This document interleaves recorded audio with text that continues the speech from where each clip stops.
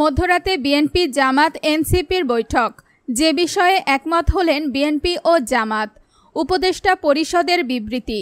সরকারের দায়িত্ব পালনকে অসম্ভব করলে জনগণকে নিয়ে প্রয়োজনীয় সিদ্ধান্ত। চলমান রাজনৈতিক অস্থিরতা ও প্রধান উপদেষ্টার পদত্যাগের গুঞ্জনের মধ্যে বৈঠক করেছে বিএনপি, জামাত ও এনসিপি। বৈঠকে নির্বাচন নিয়ে আলোচনা হয়েছে। বৈঠকে অংশ নেন বিএনপির স্থায়ী কমিটির সদস্য সালাউদ্দিন আহমেদ, জামাত আমির শফিকুর রহমান ও এনসিপির আহ্বায়ক নাহিদ ইসলাম।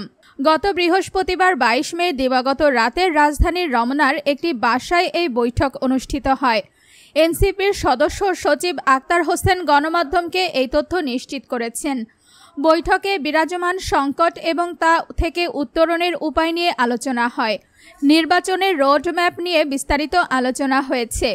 জানা গেছে, চলতি বছরের ডিসেম্বরের মধ্যে নির্বাচন আয়োজন সম্ভব না হলেও আগামী বছরের ফেব্রুয়ারি মাস পর্যন্ত সরকারকে সময় দেওয়ার বিষয়ে একমত পোষণ করেছে বিএনপি ও জামাত।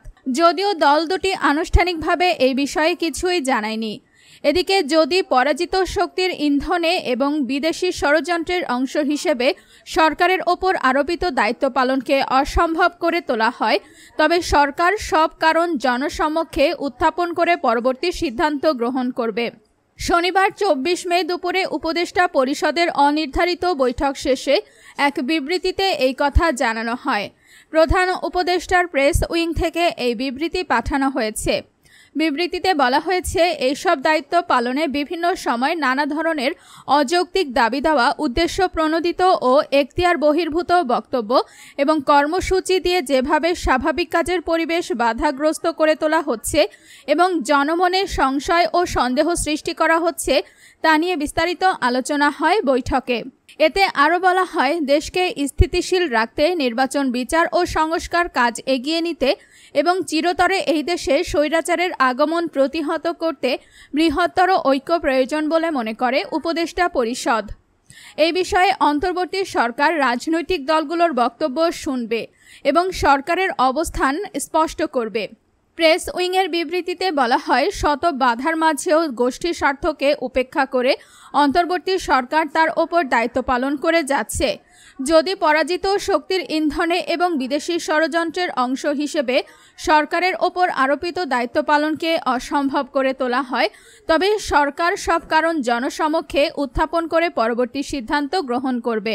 এতে বলা হয়, অন্তর্বর্তী সরকার জুলাই অভ্যুত্থানের জনপ্রত্যাশাকে ধারণ করে, কিন্তু সরকারের স্বকীয়তা, সংস্কার উদ্যোগ, বিচার প্রক্রিয়া, সুষ্ঠু নির্বাচন ও স্বাভাবিক কার্যক্রমকে বাধাগ্রস্ত করে এমন কর্মকাণ্ড অর্পিত দায়িত্ব পালন করাকে অসম্ভব করে তুললে সরকার জনগণকে সঙ্গে নিয়ে প্রয়োজনীয় সিদ্ধান্ত গ্রহণ করবে।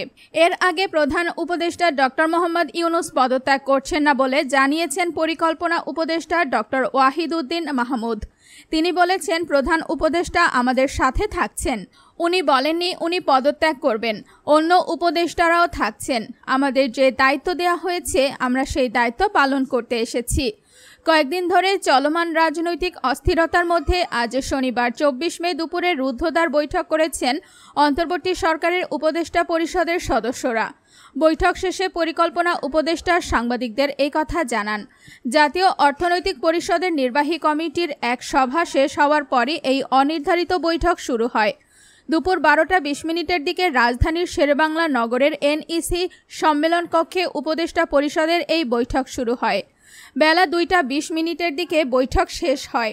প্রধান উপদেষ্টার সভাপতিত্বে বৈঠকে 19 জন উপদেষ্টা উপস্থিত ছিলেন।